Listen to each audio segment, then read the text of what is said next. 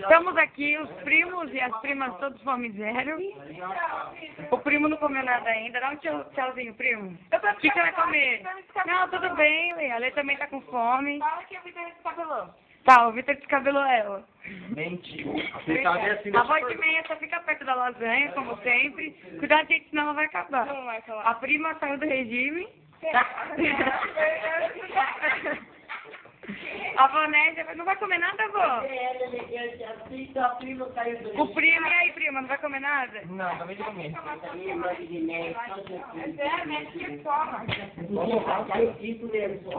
Tia Neuza, dá um sorriso. É o que? De traguinha da tia? Gelatina, tia? Que legal.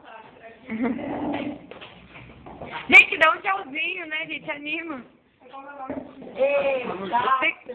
Eu sei que tá calor, mas tem que ser legal.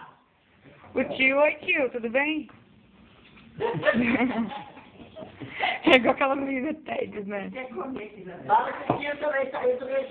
O tio saiu do regime.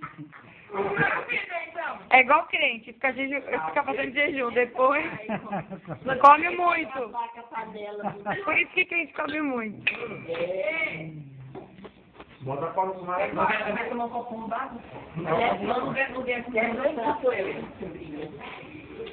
É, o Mac, você vai comer. O Mac, você vai comer. Eu só comi a lasanha que a minha menina vitamina. Primo, dá uma colherada aí. Oh.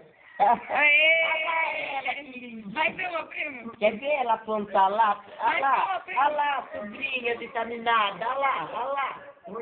Que pena, ela vai ir trabalhar. Ela vai trabalhar? Ela quer comer uma panela para depois ela ir. Tá tudo sendo gravado.